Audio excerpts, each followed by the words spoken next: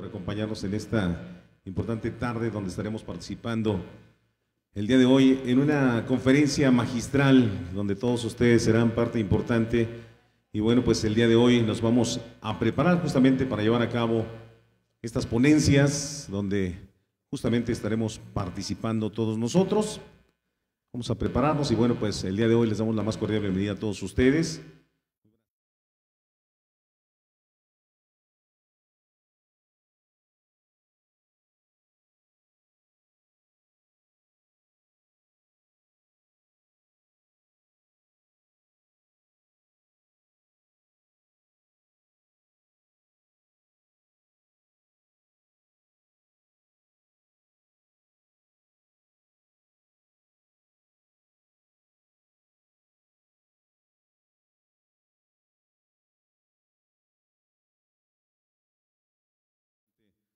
Siendo anfitrión y encabezando desde luego esta importante conferencia, el doctor Braulio Guerra Urbiola, magistrado presidente del Poder Judicial del Estado de Querétaro. Muchas gracias por estar con nosotros.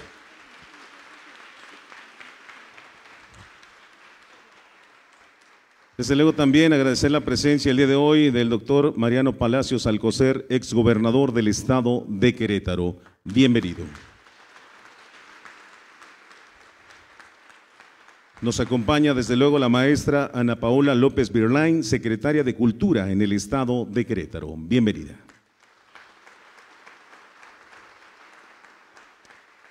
Gracias también por estar con nosotros a la doctora Silvia Lorena Maya Llanos, rectora de la Universidad Autónoma de Querétaro. Muchas gracias desde luego también por acompañarnos el día de hoy a quienes integran la Comisión del Bicentenario del Poder Judicial del Estado de Querétaro, que nos acompañan el día de hoy. Bienvenidos a todos ustedes. De igual manera, a los magistrados y magistradas del Poder Judicial del Estado de Querétaro. En esta importante tarde donde seremos partícipes, desde luego, de estas conferencias. Y bueno, pues vamos a ceder, amigas y amigos, el uso de la voz al magistrado Carlos Rubén Guiarte Mereles, quien es presidente de la Sala Constitucional del Poder Judicial, que el día de hoy nos dará un breve mensaje. Adelante. Muchas gracias, muy buenas tardes a todas y a todos. Gracias por estar acá en esta tarde muy relevante para la vida jurídica en nuestro estado y que a pesar de estas lluvias, que siempre son bien recibidas, aunque sean en ocasiones un poco inoportunas, pues la recibimos y a pesar de estas lluvias, pues por acá estamos todas y todos. Gracias también a quienes siguen este evento a través de las plataformas del Poder Judicial del Estado. Quisiera hacer un agradecimiento muy particular a los dos ponentes que hacen favor de acompañarnos esta tarde, dos muy reconocidos juristas de una amplia solvencia académica y que con mucha generosidad han aceptado compartir algunas reflexiones, algunas ideas sobre la importancia del constitucionalismo local, en particular desde el punto de vista queretano. Como saben todas y todos, el motivo que hoy nos reúne es justamente este, el bicentenario de la fecha justamente el día de hoy, 12 de agosto, hace 200 años, en el 1825, fecha en que el constituyente queretano decreta y sanciona la constitución local. Una constitución que, por un lado, reviste la importancia de ser un acuerdo fundacional de nuestro Estado, que también fija las bases para la creación de un nuevo Estado, pero que por otro lado también significa la más importante expresión de adhesión al Pacto Federal. Esta fecha, desde la visión del presidente del Poder Judicial, el doctor Braulio Guerra, era una fecha que no podíamos dejar pasar, y no solamente desde el punto de vista conmemorativo, sino también para generar reflexión en la comunidad jurídica. Yo quisiera poner sobre la mesa muy brevemente dos reflexiones que me parece que podrían ser relevantes. Una me parece debe ser la importancia de reflexionar sobre la importancia de conocer y de respetar la norma jurídica, la Constitución local, porque es finalmente una fotografía. Las constituciones suelen ser productos de tensiones, a veces de crisis políticas, sociales, y finalmente es una fotografía del momento en que se expiden. En este caso podríamos leerla y darnos cuenta de cómo era el Querétaro en 1825. Nos dice mucho su lectura. Dice en sus primeras páginas que el Congreso Constituyente de Querétaro decretó la Constitución en el nombre de Dios Todopoderoso, autor de la sociedad, y por quien los legisladores decretan lo justo. Esta es la visión de 1825, por supuesto previo a la Constitución del 57, que da los primeros pasos hacia la división de la Iglesia y el Estado. Pero al final es una fotografía importante que nos habla de quiénes éramos, y esto nos ayuda a comprendernos como sociedad hoy en día. Y una segunda reflexión que quisiera poner a su consideración tiene que ver con la importancia del constitucionalismo local en la construcción de un federalismo. Un ejemplo muy claro de esto es el juicio de amparo que nace en principio en la Constitución de Yucatán y que en Querétaro también tenemos que presumir. En Querétaro también tenemos el parámetro de control de regularidad constitucional desde el 2008, previo a la reforma de 2011 al artículo 1 de nuestra Constitución. De manera que es importante entender que el federalismo, como uno de sus anhelos, descansa en esto, en obtener la riqueza a partir de la diversidad en la que nos encontramos. De manera que, bueno, pues para eso tenemos aquí a nuestros ponentes, personas expertas que quisiera yo dejar en uso de la voz. Y para ello, sin más, quisiera, previo a darle el uso de la voz, en principio al doctor Juan Ricardo Jiménez Gómez, el dar lectura a una muy breve semblanza de su muy amplia trayectoria. El doctor Juan Ricardo Jiménez Gómez es licenciado en Derecho por la Facultad de Derecho de la Universidad Autónoma de Querétaro, es doctor en Derecho por la Universidad Nacional Autónoma de México y miembro del Seminario de Historia de la Vida Cotidiana en el Colegio de México. Es profesor en la Facultad de Derecho de la Universidad Autónoma de Querétaro de 1983 hasta la fecha. Fue investigador del Sistema Nacional de Investigadores CONACYT, nivel 2, de 2003 a 2015. En cuanto a su experiencia en cargos públicos, fue director jurídico del Gobierno del Estado de 1983 a 1985. Fue diputado de la 49ª Legislatura del Estado. De 1991 a 2012 se desempeñó como secretario del Instituto de Estudios Constitucionales del Estado de Querétaro. Fue magistrado del Tribunal Superior de Justicia del Estado de Querétaro y consejero del Consejo de la Judicatura del Poder Judicial del Estado de 2012 a 2015. Y en su muy vasta producción editorial ha publicado como autor, coautor o coordinador 69 libros de la línea de investigación Historia del Derecho y de las Instituciones, principalmente en temas queretanos. Doctor Juan Ricardo, queda usted en uso de la voz.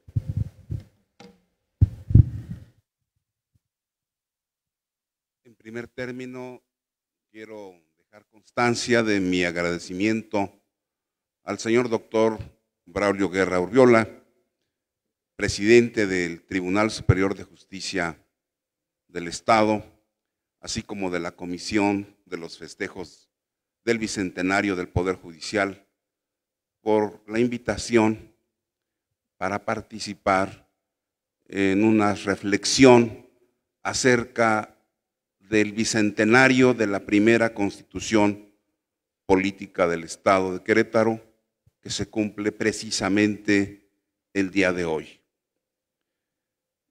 El hecho es altamente significativo y todavía lo es más que un órgano que subroga a la alta justicia creada por esta primera Carta Política de Querétaro sea la que le dé la relevancia a esta celebración, porque eso implica una clara muestra de apego, de sostenimiento y de fundamentación en los altos valores del constitucionalismo mexicano y queretano. Una pregunta natural acerca de la Constitución queretana de 1825.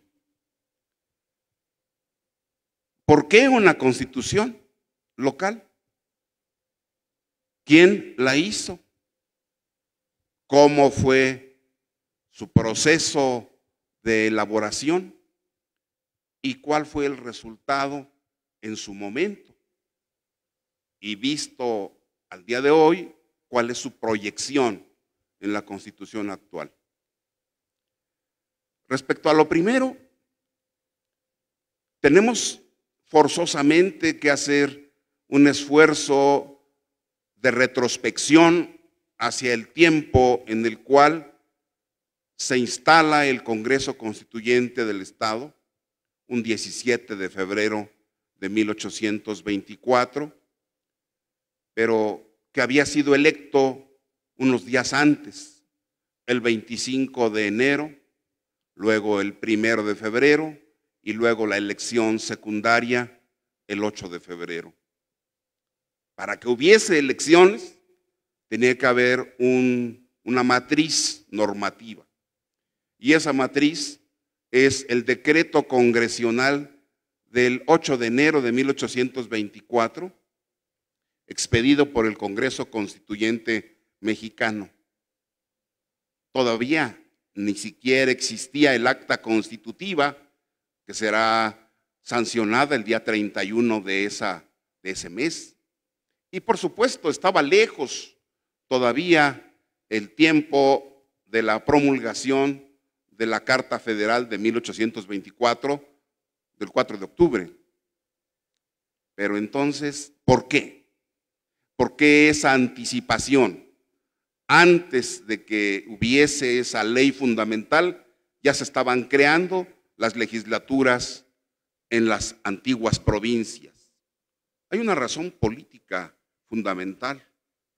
Algunas provincias se adelantaron al decreto del Congreso Constituyente y ya funcionaban, como la de Jalisco. Y Querétaro había sido una de las provincias que gestionaron, junto con Guanajuato, Michoacán y San Luis Potosí, la formación de un estado federal. Llegaron incluso en Celaya a firmar un pacto interprovincial para crear un ejército sostenido por las provincias para impulsar esas demandas de autonomía local y para que el Congreso Constituyente, que estaba entonces en funciones, al que Tena le ha llamado convocante, cesara de actuar e hiciese la convocatoria a un nuevo Congreso. Entonces, es una razón de tiempos en la política, pero finalmente, jurídicamente, esa norma del Congreso General es el fundamento de por qué convocar a un Congreso Constituyente local. Si no hubiese sido el sistema federal el que las provincias impulsaran, ¿para qué legislaturas constituyentes locales? No tendría sentido. Una vez que sabemos por qué, porque representaba una aspiración política de las provincias, o mejor dicho, de las élites políticas de las provincias, porque estas son las que están generando la fuerza, el empuje para llevar a cabo una transformación política del imperio a la República Federal. En Querétaro era el ayuntamiento, la corporación que aglutinaba a la oligarquía local, que muchos de los logros políticos se dieron en un tiempo muy corto. De 1810, en que se concede a la ciudad de Querétaro el derecho de nombrar un diputado para las Cortes de Cádiz, que fue don Mariano Mendiola Velarde, a 1825, que tenemos la primera Constitución, es un corto tiempo, 15 años, casi como la canción de 20, no es nada. Todos recordamos qué pasó hace 15 años en nuestra vida. Bueno, los queretanos de entonces vivieron profundos cambios políticos, la consumación de la independencia, el ascenso de Iturbide, el imperio, la defenestración del Congreso, la convocatoria de un nuevo Congreso, su propio Congreso y su Constitución. Una Constitución, pero ¿qué era una Constitución? ¿Quién sabía a nivel local qué era una Constitución? Hay un vacío en los archivos de Querétaro acerca de qué sucedió en estos tiempos. Lamentablemente, las pérdidas que hubo en los azarosos tiempos de la Guerra de Reforma se llevaron entre sus desastres al archivo histórico y prácticamente hay muy pocas constancias de 1821 a 1825. No contamos con un diario de los debates, contamos con algunos decretos manuscritos y algunos documentos aislados, los que les llamamos en la jerga del investigador billetitos. No sabemos cuáles fueron las fuentes de esa Constitución. Había, sí, una muy importante, 1822 es la fecha de publicación. No sé si será el primero, pero será uno de los primeros libros de derecho constitucional. Todavía era una época en tránsito, es el imperio de Iturbide, y está elaborada por un queretano, más aún por un sanjuanense, por el licenciado Juan Wenceslao de la Barquera y Morales.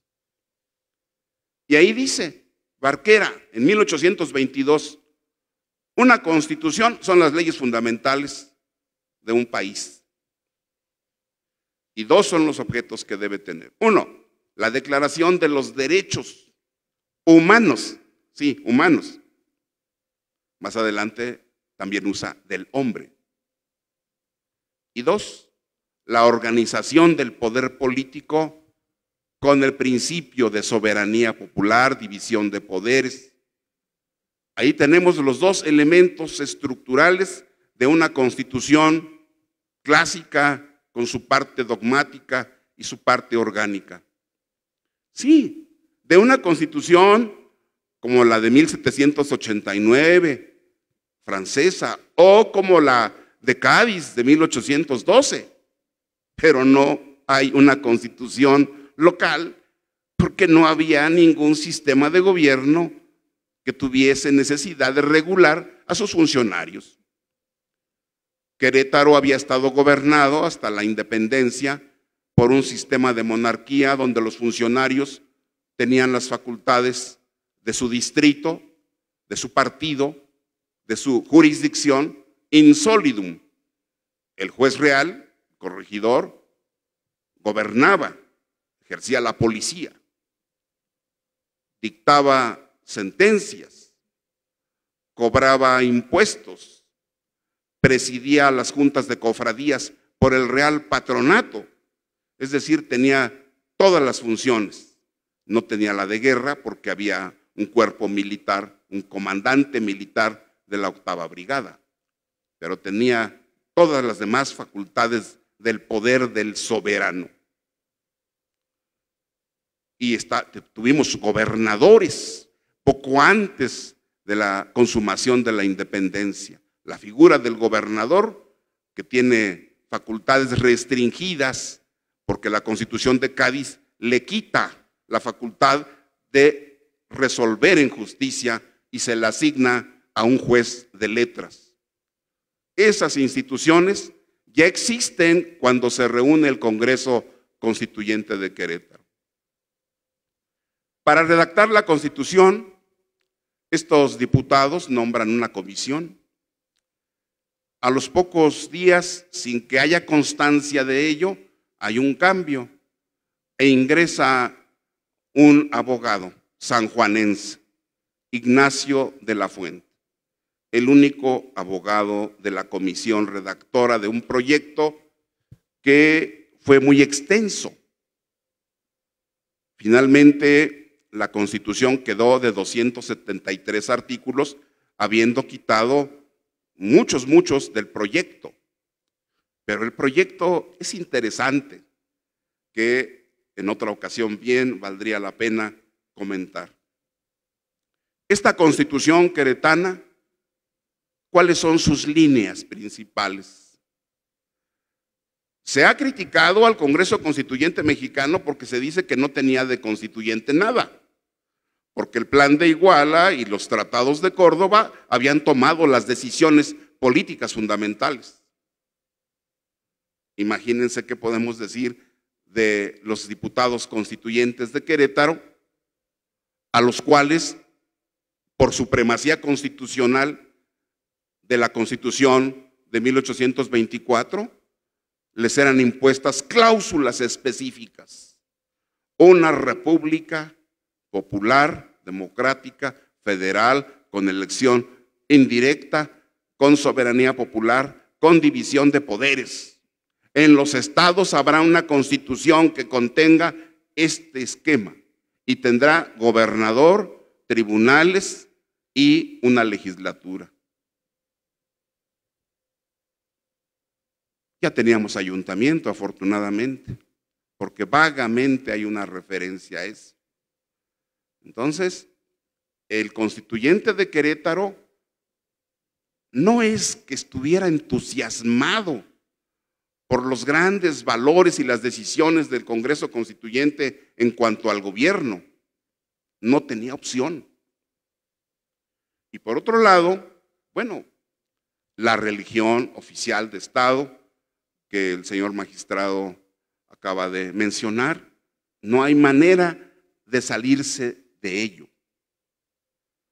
El constituyente de Querétaro, por lo tanto, está aherrojado para reproducir ese gobierno interior con las pautas que marca un sistema federal. ¿Qué queda? El ayuntamiento es una figura que existe en Querétaro, no desde 1655, como se computa el ayuntamiento español. No, el primer ayuntamiento es indio, creado alrededor de 1550, con elecciones anuales, con alcaldes, regidores, alférez, escribano de república, fiscales, cajas de comunidad.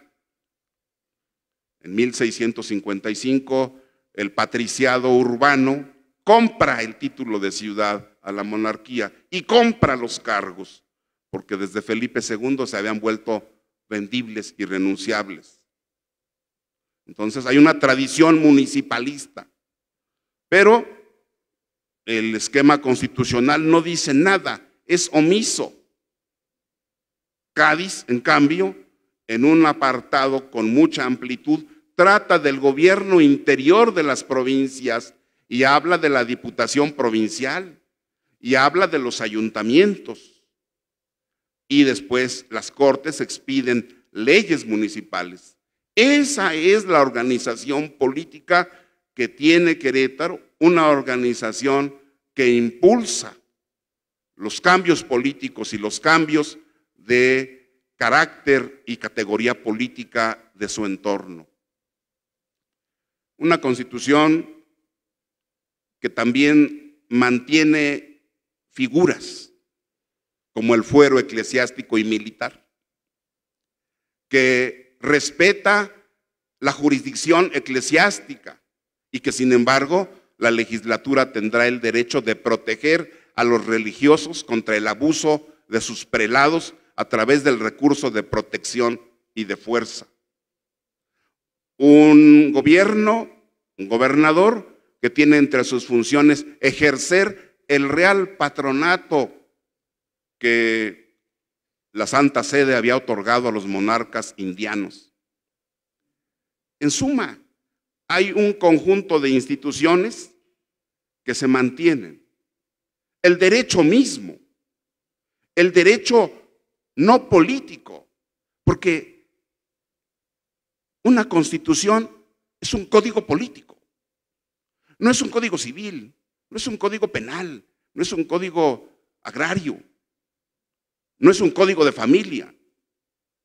Eso es el derecho, y el derecho es el derecho indiano, castellano, que está en vigor, un corpus que se mantiene y que no es tocado.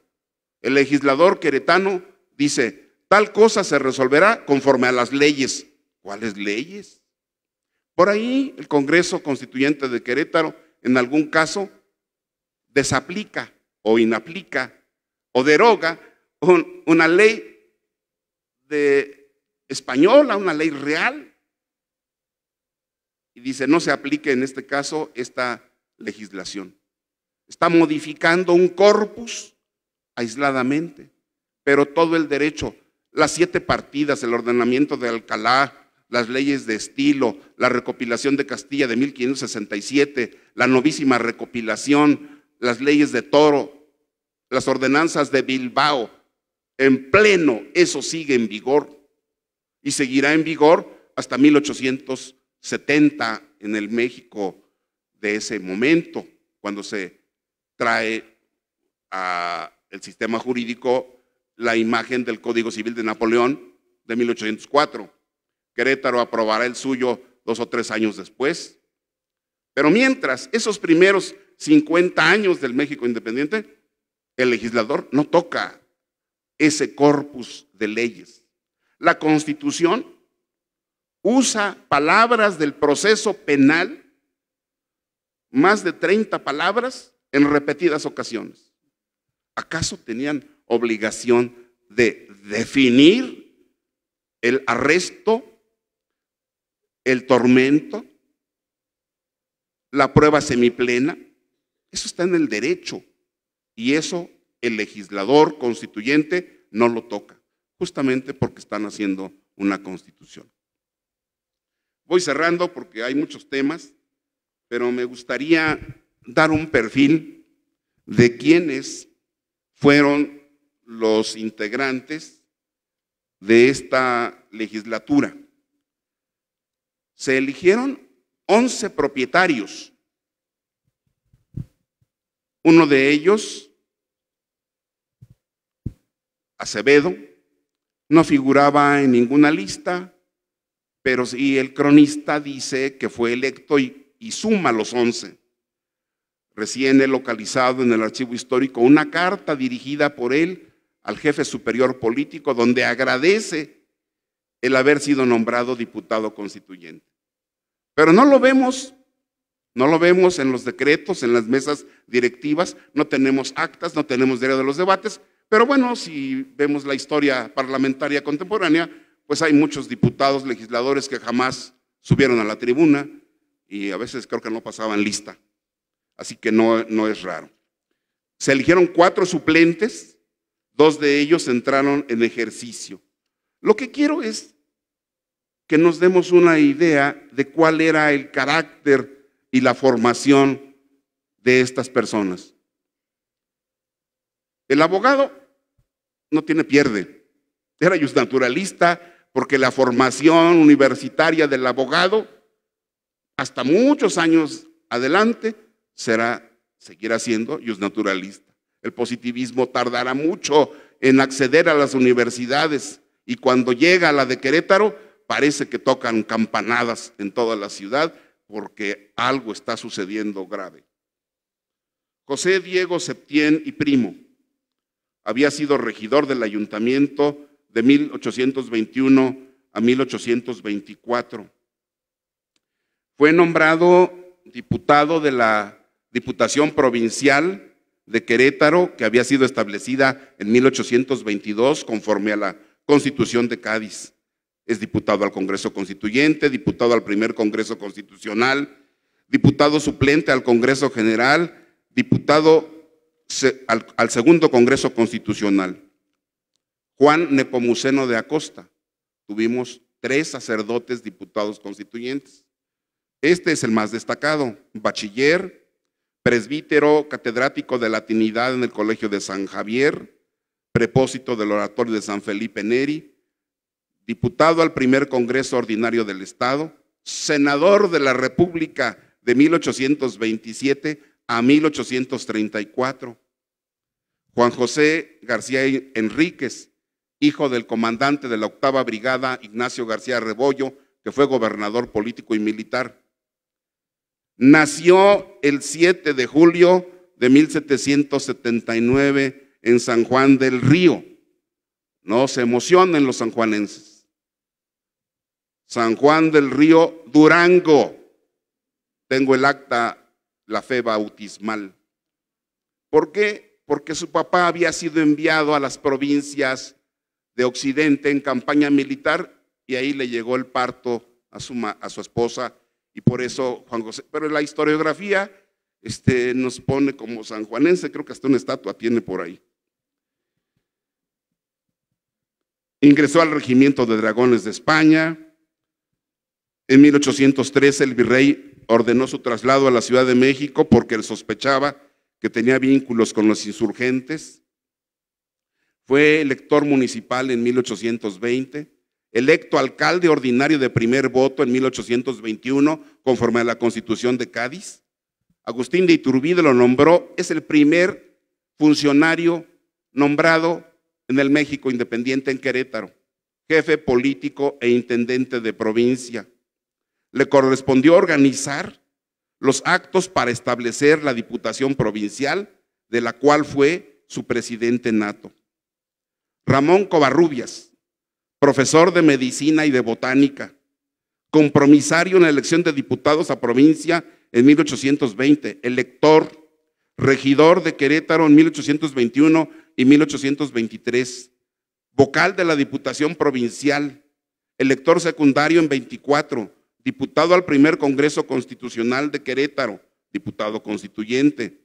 Integró el Tribunal Especial para juzgar a los ministros del Supremo Tribunal de Justicia, vocal de la Junta Consultiva de Gobierno, fiscal del Tribunal para juzgar a los ministros, gobernador interino del Estado de 29 a 30, diputado al tercer Congreso Constitucional, diputado al cuarto Congreso Constitucional, vicegobernador del Estado en 34, prefecto de Querétaro en 36, presidente de la primera Junta Departamental del Estado en el centralismo, gobernador del departamento en 1838-1840.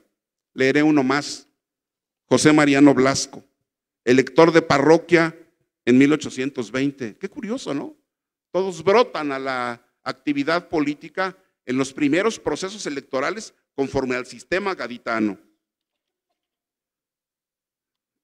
Secretario de la Junta Electoral, secretario del Ayuntamiento de Querétaro de 20 a 24, elector secundario para elegir diputados al Congreso, constituyente, diputado al primer Congreso Ordinario de Querétaro, diputado por Querétaro al Congreso de la Unión, diputado al Congreso General en 31, presidente del Congreso en ese año, nuevamente diputado en 1832, ministro de Justicia y Negocios Eclesiásticos del gabinete del presidente general Miguel Barragán de enero a agosto de 1835. Cierro. La obra de estos constituyentes, con esas limitantes sistémicas a las que me he referido, produjeron una carta política ecléctica entre liberalismo y tradicionalismo. Pero ese formato, ese modelo, permaneció en el constitucionalismo queretano y hoy, salvo el de la religión oficial, por eso no hay campanadas el día de hoy por la Constitución, un repique de campanas a vuelo porque un día como hoy se promulgó la Constitución. Cada uno de los capítulos permanece, está vigente en valores, porque sigue siendo postulada una entidad federativa que pertenece a una federación, a una república popular, democrática, con soberanía popular y división de poderes. Esa Constitución de 25 está ahí inserta, sigue siendo la matriz del constitucionalismo queretano. Muchas gracias.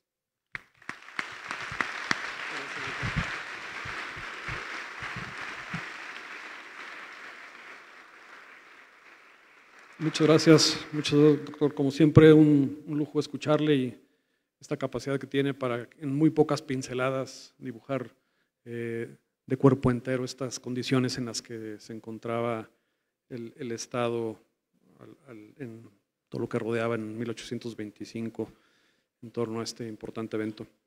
Para redondear, digamos, la participación del doctor Jiménez Gómez, les invito a que veamos ahora un muy breve video que se ha preparado para esta ocasión. Por favor, si lo transmitimos. El nuevo principio del poder es dividir el poder. Es el primer documento constitucional bajo el cual se pusieron en práctica los principios y las estipulaciones que marcaba la Primera República Federal. Es así que en ese decurso de 200 años, los queretanos han tenido una constitución que expresa sus deseos, sus aspiraciones políticas. Hoy, la Constitución ha crecido en cuanto a disposiciones, se ha enriquecido, se ha actualizado, porque justamente la complejidad de la vida moderna así lo exige.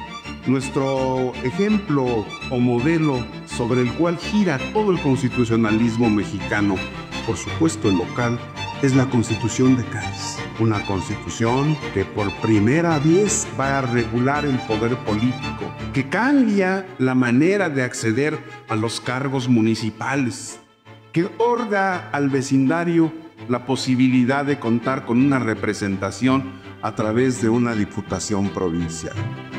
El gran reto fue cómo lograr, sin tener algún modelo, alguna guía, algún plan previo, armar una constitución que lograra obedecer las estipulaciones del Pacto Federal, pero a la vez que atendiera la demanda de la ciudadanía de Querétaro. Y entonces tenemos una constitución de mixtura, una constitución que conserva instituciones del mundo colonial, figuras que había creado la Constitución de Cádiz, todavía bajo el gobierno español, y nuevas instituciones del federalismo. A la fecha, la estructura de una constitución tiene que comenzar por los elementos del Estado. Y entonces el artículo primero de la Constitución es fundamental. Luego tenemos otro artículo que nos dice, los pobladores tienen derechos, los derechos naturales, imprescriptibles e irrenunciables que tiene la persona. Hay aquí un elemento importantísimo porque en los artículos 10 y 11 el constituyente señala que el Estado respetará todos esos derechos e incluso aunque no estén reconocidos en la Constitución Federal ni en ninguna otra parte. La Constitución de Querétaro, en 4 preceptos, primero, establece la obligatoriedad de la enseñanza de primeras letras, establece las materias o plan de estudios, establece la religiosidad y 4, obliga al propio Congreso a expedir un catecismo político que debería ser enseñado en las escuelas de primeras letras para enseñar a los jóvenes, a la niñez, los principios sobre los que descansaba todo el sistema político para cuando fuesen ciudadanos pudieran ser su sostén.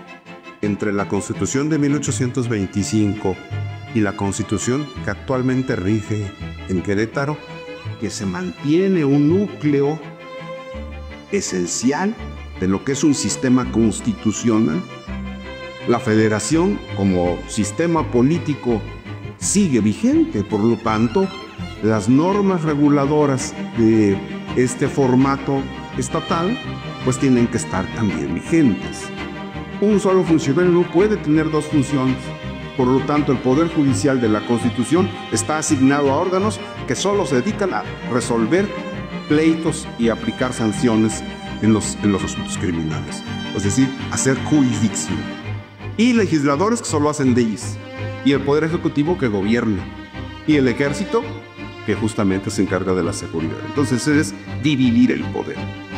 Era una obligación del ciudadano creado por el poder político, creó ciudadanos, cambió a los súbditos o vasallos en ciudadanos capaces de generar poder, de dar poder, de elegir a sus gobernantes.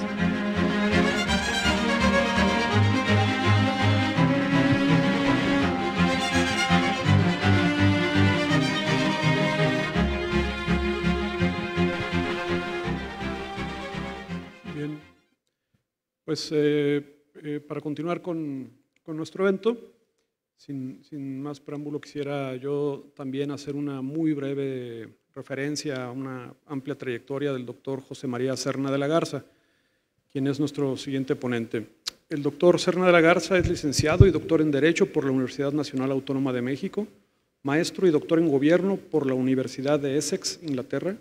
Es investigador en el Instituto de Investigaciones Jurídicas de la UNAM, profesor en la Facultad de Derecho de esa máxima casa de estudios y fue profesor visitante en la Escuela de Derecho de la Universidad de Texas, Campus Austin.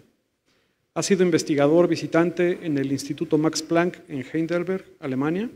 Es investigador del Sistema Nacional de Investigadores Nivel 3, presidente del Instituto Iberoamericano de Derecho Constitucional y miembro de la Academia Mexicana de Ciencias desde 2004. En una muy amplia producción editorial ha abordado temas relativos al federalismo mexicano, al derecho constitucional mexicano y mecanismos de participación de la sociedad civil. Queda en uso la voz el doctor Serna de la Garza.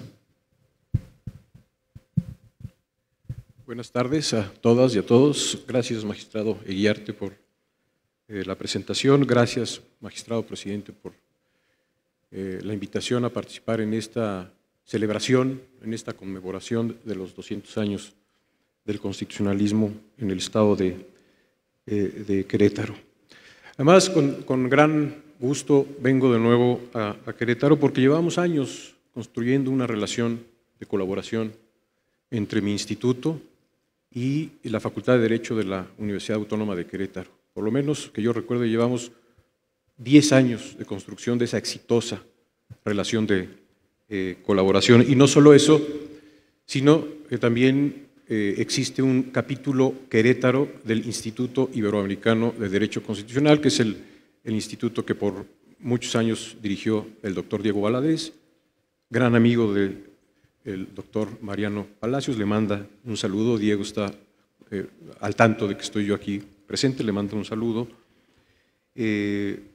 Instituto que tiene una red de constitucionalistas o que conforma una red de constitucionalistas a lo largo de nuestro país. Y repito, existe un capítulo queretano que siempre ha actuado de manera muy entusiasta en todos los eventos académicos de ese instituto. Bien, de lo que yo quisiera hablar en esta ocasión es de dos temas. Quisiera yo desarrollar una serie de reflexiones acerca de dos cuestiones que yo he trabajado como investigador en los últimos años. Uno de esos temas tiene que ver con el sistema federal mexicano. Y el otro de los temas es el relativo a la denominada crisis de la democracia representativa, que no es un fenómeno nacional ni regional, es un fenómeno global.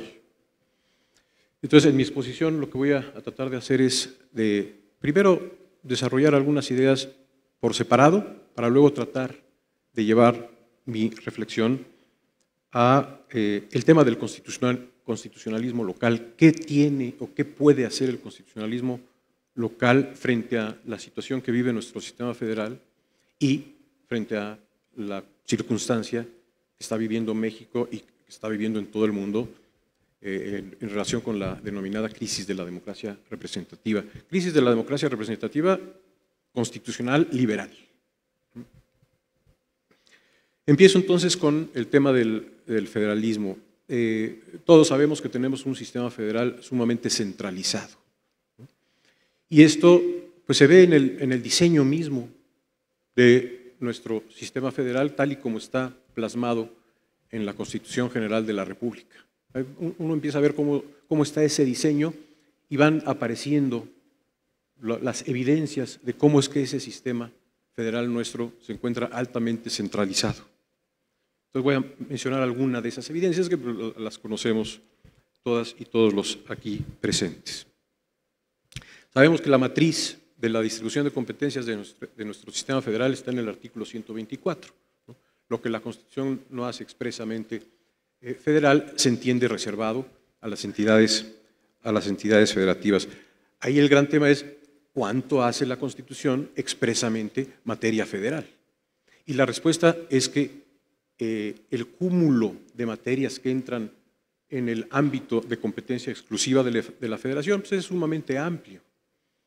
Y la principal evidencia de esto es nuestro artículo 73 de la Constitución General de la República.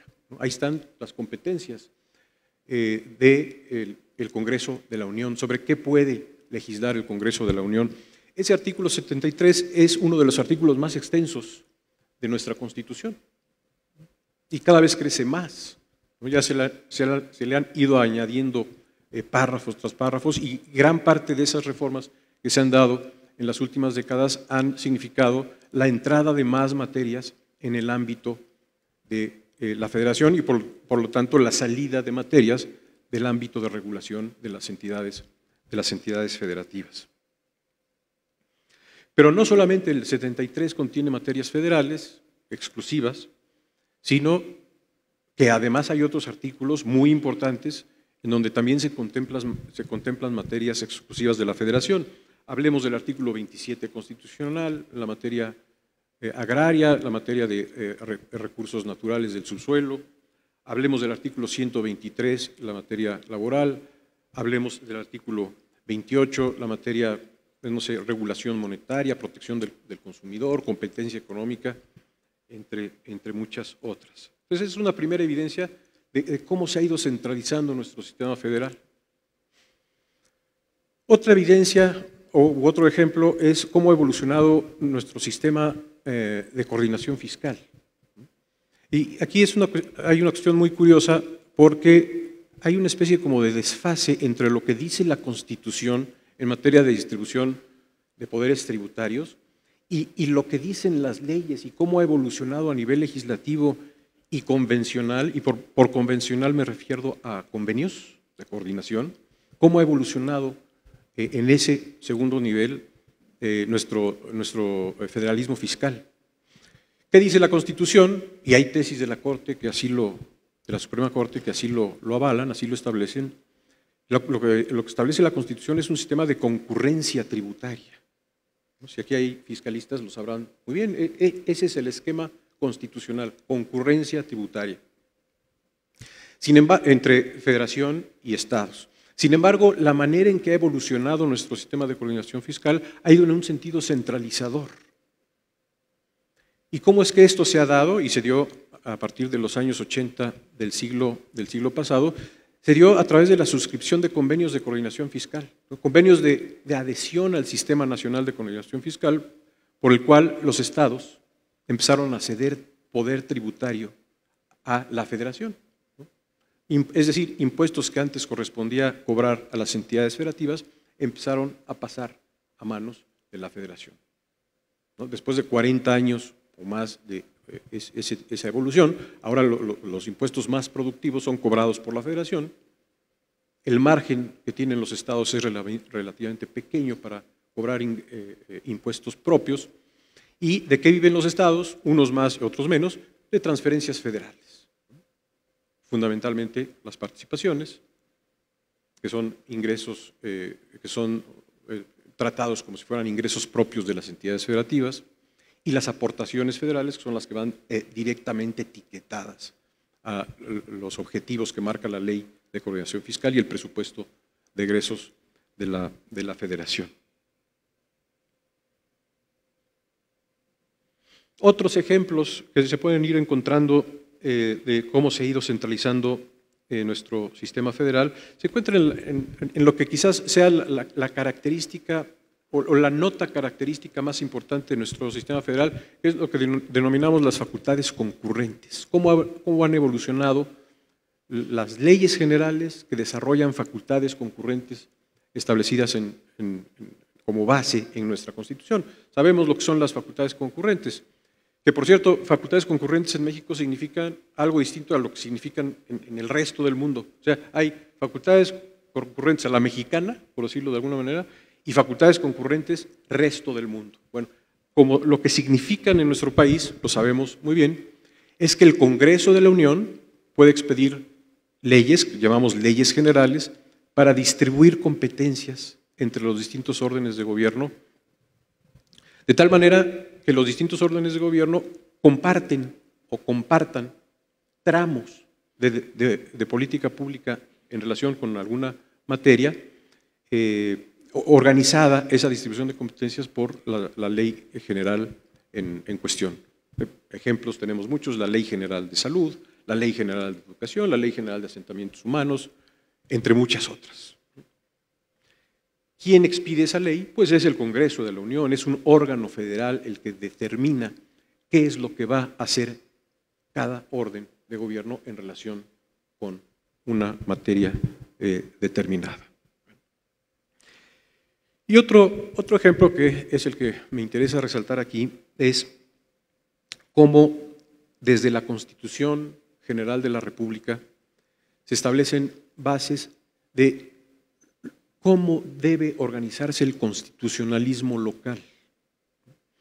Todos sabemos que existe un artículo 116 en la Constitución General de la República que determina en una muy buena medida cómo deben las constituciones de los estados regular, normar al Poder Ejecutivo local, al Poder Legislativo local, al Poder Judicial local y a otros órganos que todavía existen de carácter autónomo a nivel local, cómo deben organizarse las elecciones a nivel local, etcétera, etcétera. Es un artículo, una vez más, es uno de los artículos más amplios, más extensos de la Constitución, el 116, por no hablar del 115, que también establece bases de cómo debe organizarse el tema municipal en las entidades federativas.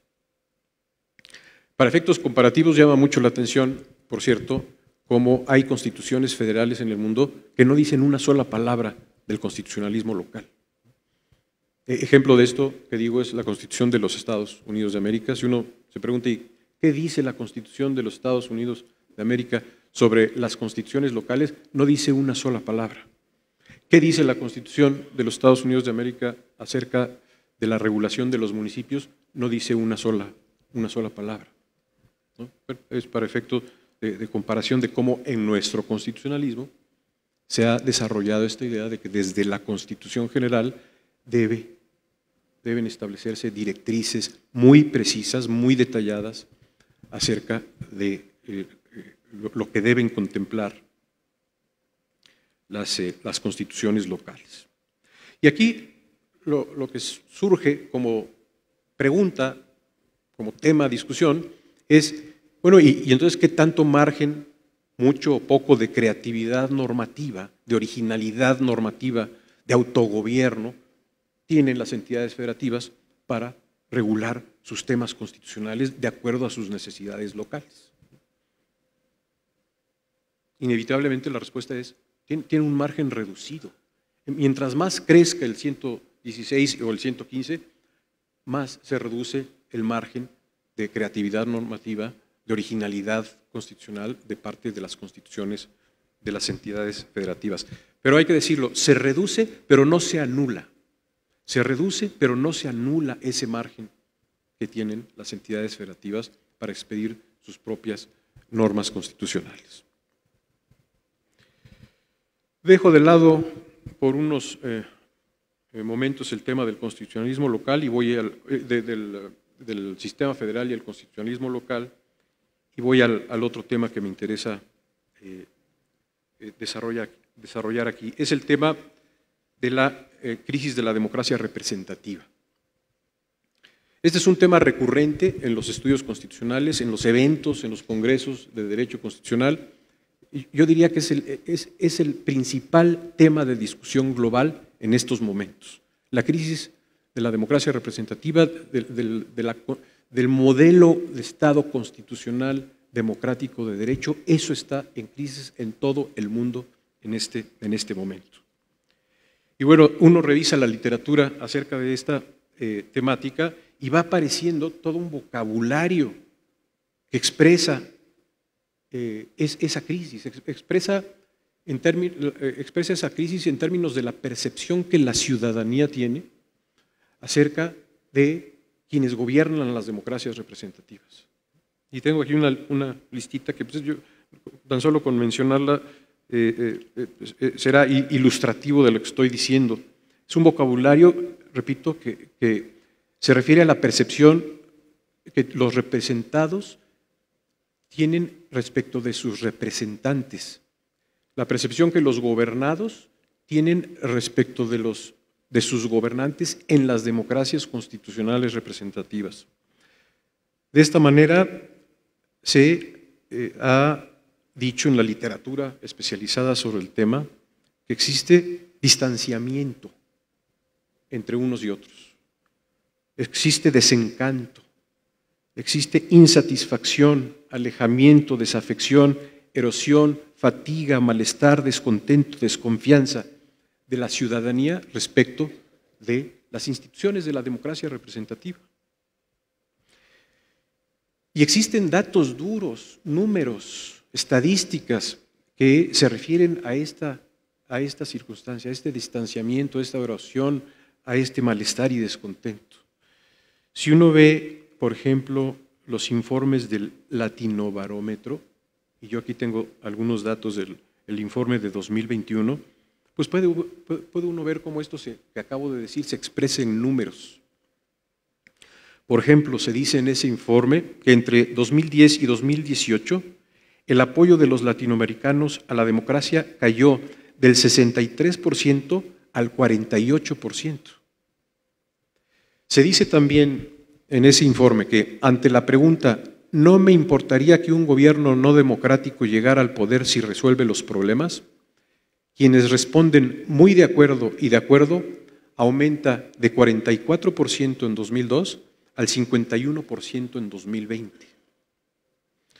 También se dice en ese informe que desde 2013 viene subiendo la insatisfacción con la democracia en la región. Me refiero a la insatisfacción con la democracia, pasó del 51% en 2013 al 70% en el año 2020. Y por último, como dato relevante para el argumento que pretendo desarrollar, los datos sobre niveles de confianza en las instituciones. Hasta arriba, se dice en el informe, está la Iglesia Católica con un 61% de confianza, seguida de las Fuerzas Armadas con un 44%, y hasta abajo, en el sótano, están los congresos, es decir, los poderes legislativos, con un 20% de nivel de confianza, y en el sótano están los partidos políticos con un 13%.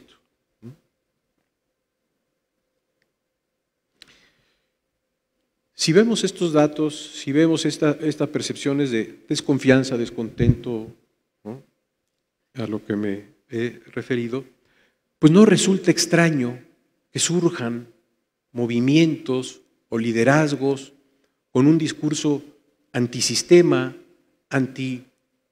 antipartidos políticos tradicionales, anti-establishment, que ofrezcan a la ciudadanía una forma distinta de gobernar. Y eso es lo que está pasando en muchos países del mundo. Ha pasado en países como Hungría, ha pasado en Polonia, ha pasado en Turquía, en Filipinas, en Venezuela, en India, está pasando en México y en otros países están surgiendo liderazgos con ese tipo de ofrecimiento, ese tipo de oferta política.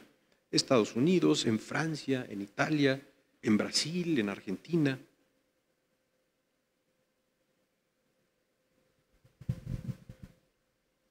Ofertas Y sé que esto es polémico, pero bueno, estamos para eso en la academia, para polemizar. Ha surgido una etiqueta para nombrar a este tipo de regímenes. Y esa etiqueta que habría que discutir, y hay que discutirla porque puede significar muchas cosas distintas y se expresa de manera distinta en donde se ha dado. Esa etiqueta es la etiqueta del populismo.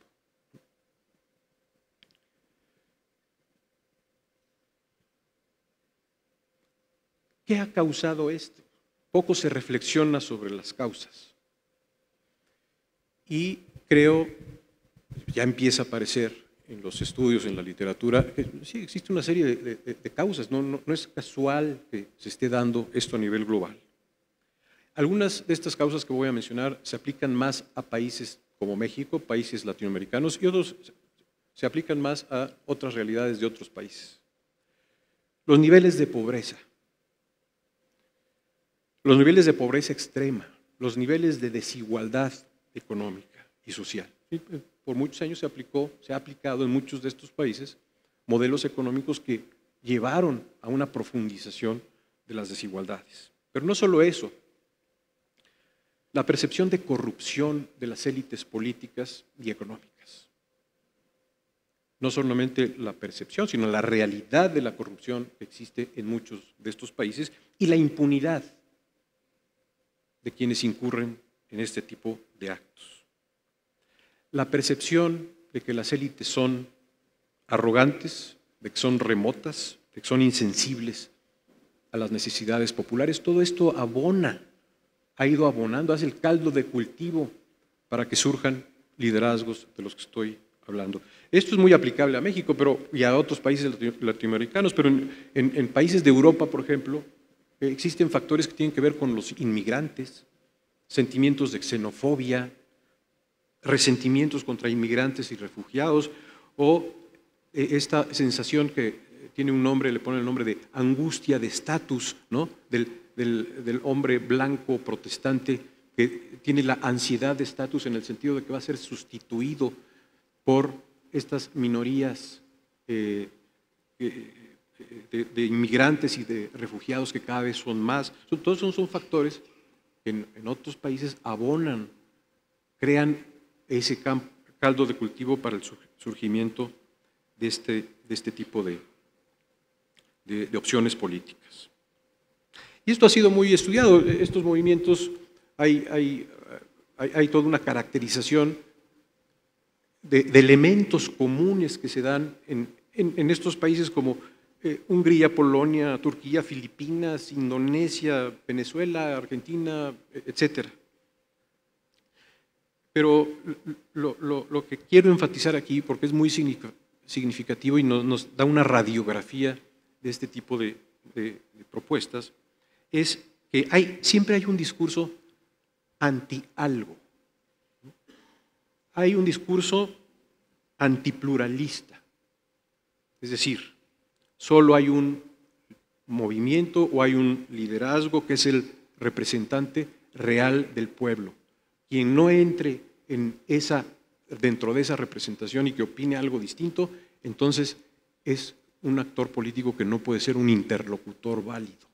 Hay un monopolio de la representación del pueblo. Hay una exclusión del otro y hay un sentimiento como de superioridad moral de quien ostenta la verdadera representación. Hay un antielitismo, un discurso antielitista en contra de la élite corrupta. Hay un antiinternacionalismo. Instituciones como la ONU, como la OEA, como el Sistema Interamericano de Derechos Humanos se ven con desconfianza. Hay un antiglobalismo.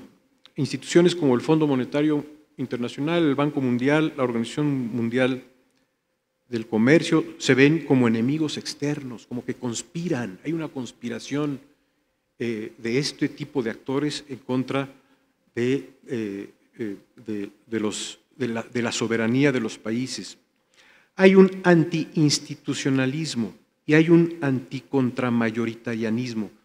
De eso hablaré en un segundo, pero me detengo en algo que creo que es importante mencionar para redondear esta idea de este tipo de movimientos.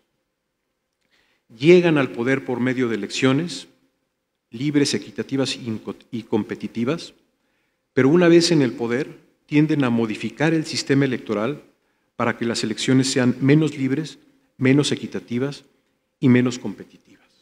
Esto es un elemento común a este tipo de oferta política. Pero esto del antiinstitucionalismo y el anticontramayoritarianismo me parece importante también profundizar unos cuantos minutos más. Antiinstitucionalismo.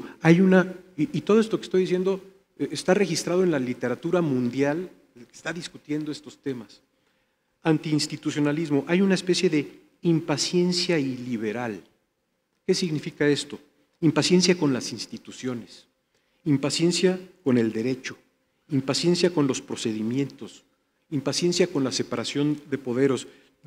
Todo esto se ve como barreras al ejercicio de la verdadera voluntad del pueblo. Hay una especie de escepticismo legal institucional. Se habla también en la literatura de la democracia instantánea, todo rápido, todo en fast track, poca deliberación.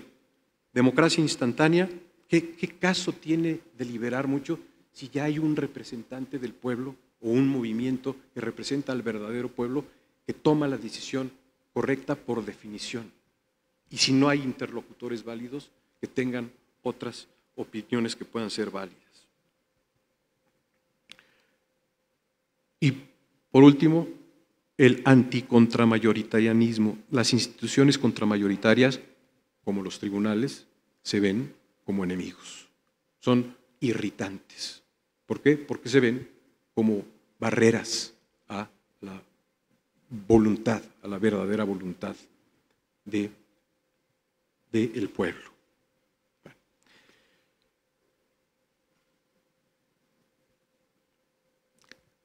Hablé de las causas, y creo que ya voy terminando, ¿verdad? Hablé de las causas. Estas causas, podríamos decir, son causas externas. ¿Externas a qué? Externas al relato y a la narrativa de la Constitución, del constitucionalismo. Pero la hipótesis que he desarrollado en otro trabajo es preguntarnos, ¿y no habrá causas internas al constitucionalismo, al relato y a la narrativa tradicional del constitucionalismo que hayan contribuido a la generación de esa crisis de la democracia representativa?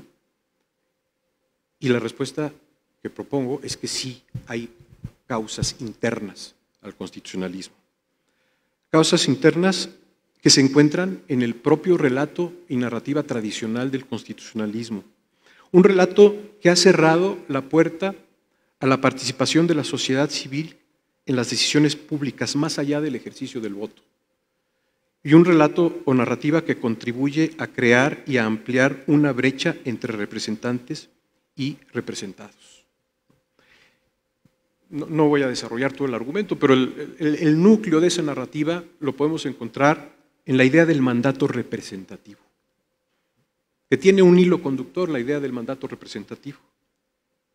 ¿Cuál es ese hilo conductor?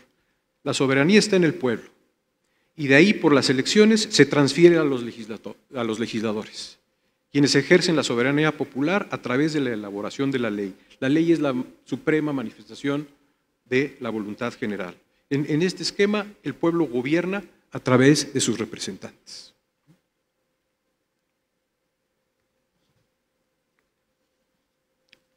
Y viene aquí la provocación.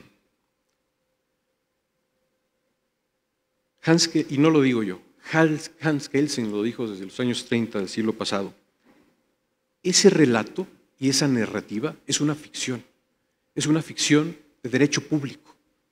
Una ficción de derecho público, reconocía Kelsen, que ha hecho pasar la voluntad del Parlamento por la voluntad del pueblo soberano.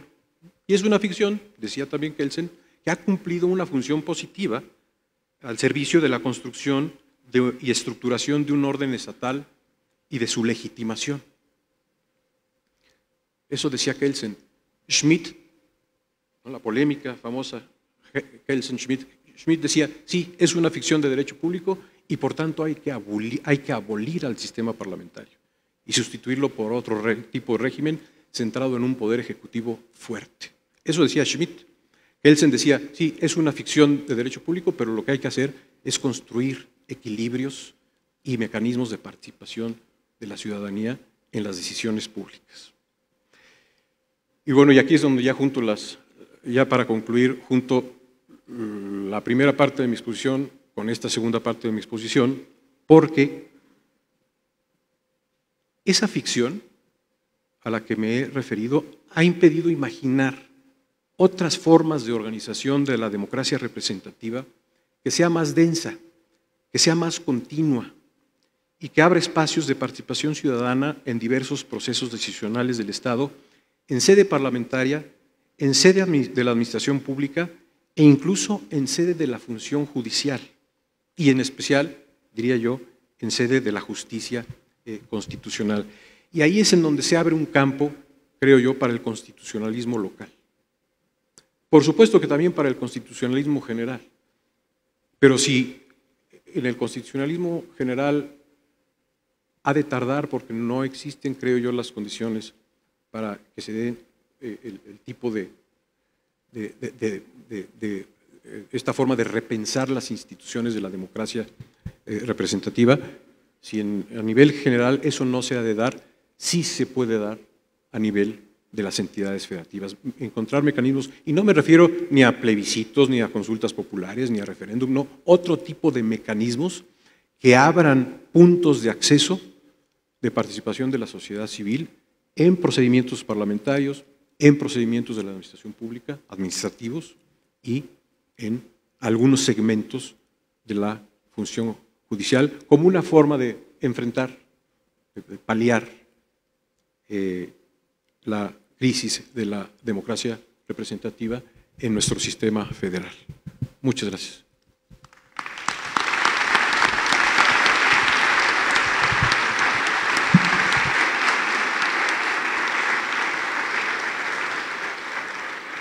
Muchas gracias, doctor Serna, por tan interesantes conceptos. Nos quedamos con bastante tarea, ¿no? Me quedo con esta idea de consultar y tomar en consideración los informes del Latinobarómetro, que me parece crítico, este nivel de desconfianza que hay en las instituciones, pero también, pues, sobre todo esta indiferencia que, de acuerdo con Latinobarómetro, se hace más profunda con personas jóvenes y también a mayor, entre más baja sea la escolaridad, también se hace más profunda esta desconfianza y esta indiferencia hacia la democracia. Y por supuesto, pues como usted lo sugiere al final, pues será quizás la participación ciudadana, pues esta ruta, ¿no? A través de que el ciudadano se apropie de los espacios públicos, el que se encuentre quizás algo de luz a favor de la democracia representativa. Bien, pues gracias, doctor. Y si les parece bien, para concluir este evento, pedirle al magistrado presidente, al doctor Braulio Guerra, que nos pudiera dirigir un mensaje con algunas conclusiones finales.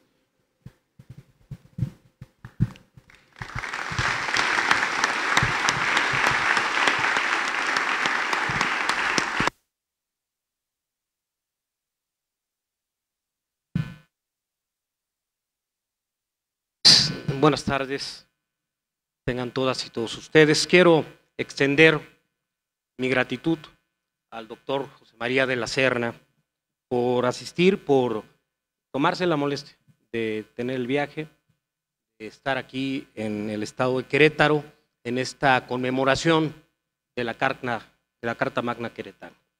Muchas gracias, doctor. Quiero de igual manera reconocer y extenderle también mi aprecio y reconocimiento a quien en Querétaro tiene, sin duda, las más elevadas credenciales para hablar de historia jurídica.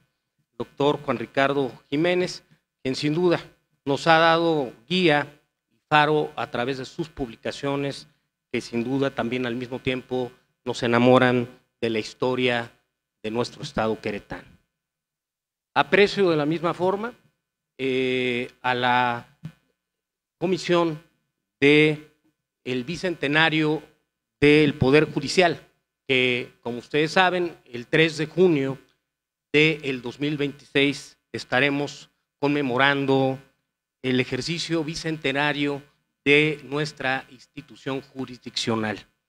Muchísimas gracias a quienes se encuentran aquí presentes, integrantes de esta comisión, y destaco el trabajo también de la comisión, la Sala Constitucional del Estado, presidida por el doctor Carlos Eguiarte Mereles, y también agradezco la presencia del magistrado Greco Rosas, del magistrado Raúl Manríquez, y de la misma forma de la magistrada Gabriela Nieto y de la magistrada Gabriela Fernández de Ceballos. Quiero también hacer un especial énfasis porque la presencia del doctor Mariano Palacios Alcocer realza no solamente cualquier espacio académico, sino que también su escucha, su trayecto y su vida académica ha alimentado y nutrido las mentes de muchos estudiantes, de quienes pues me honro en haber formado parte también del claustro como discípulo de usted, doctor. Muchísimas gracias, es siempre un lujo contar con su presencia. A la secretaria de Cultura, Ana Paola López Virlain, muchísimas gracias. Es muy significativo tener la presencia también de la rectora de nuestra alma mater, Silvia Maya. Muchísimas gracias. De igual manera a los señores consejeros de la Judicatura aquí presentes, a los magistrados en retiro, que siempre es un gusto verlos, saludarlos, notarios, también jueces, juezas, integrantes del Poder Judicial queretano. Pareciera que las fechas se evocan a sí mismas. 12 de agosto. Hoy fue la última, subrayo, la última sesión de la Suprema Corte de Justicia de la Nación. ¿Esto qué implica? Sin duda nos lleva a enormes reflexiones porque los poderes judiciales locales no estamos desconectados ni desvinculados, desde luego, y así lo sabemos todos, de la justicia federal. Tampoco menos así del constitucionalismo general.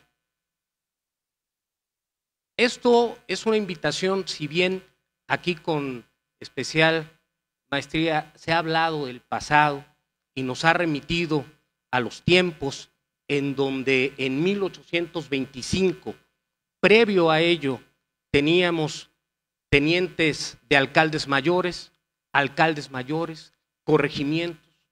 Llega el año de 1825 y la Constitución nos brinda la posibilidad de estructurar un órgano judicial estableciendo al Supremo Poder Judicial del Estado de Querétaro, un tribunal de tercera instancia, un tribunal de segunda instancia.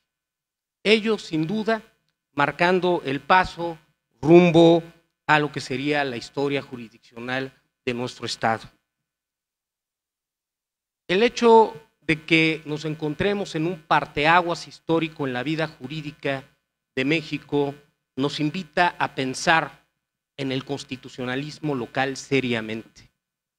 Porque si bien nuestra Constitución se ha venido engrosando y si bien sus objetivos y sus fines, que son en sí la esencia de una Constitución, el poder reconocer derechos y también el limitar el poder, no puede tampoco a la par y no sería tal una Constitución si se convierte y se pervierte siendo un instrumento para utilizar el poder. Desde esta perspectiva tenemos que voltear y emerger dentro del constitucionalismo de las entidades federativas y fortalecer todo lo que implique la tierra fértil para sembrar más derechos en nuestras constituciones locales. Ello, sin duda, de la mano de un sistema garantista que tenga la confianza del ciudadano también para recurrir a órganos constitucionales. Porque si bien el Tribunal Superior de Justicia de Querétaro tiene y se enmarca en el terreno de lo procesal con una ley de justicia constitucional, es también que el juicio se resuelve a partir de lo que determine la Sala Constitucional del Estado aquí presente. Pero el Pleno del Tribunal Superior de Justicia se erige en Tribunal Constitucional solamente en Querétaro cuando existe un acto de reclamación ante la inconformidad de lo resuelto por la Sala. Es decir, propiamente hablando y en reclamación, tenemos en Querétaro un sistema garantista respecto a los derechos que reconoce la Constitución de nuestra entidad federativa. Entonces sabremos, ante el episodio que hoy presenciamos de una corte que cierra una época y las puertas de la historia, tendremos que revisar qué hacer desde las entidades federativas para fortalecer los derechos de los ciudadanos en las constituciones y también para orgánicamente generar los instrumentos para facultar, darle atribuciones a los órganos autónomos, a los poderes del Estado, pero también limitar el poder. Para ello sirve una Constitución. Y pareciera irónico hablar de voltear a ver a las constituciones locales en tiempos que Luigi Ferrajoli se plantea una constitución de orden mundial, de orden global. John Rawls siempre refirió en su teoría de la justicia que toda sociedad tiene un nuevo punto de partida. Se tuvo ese punto de partida hace 200 años y tenemos hoy que plantearnos con seriedad desde Querétaro, que tiene un espíritu y un alma constituyente, el hecho de cuáles las instituciones, cuál es la Constitución, cuáles son las reformas que queremos para nuestra Constitución particular del Estado y cómo vamos a emprender el futuro.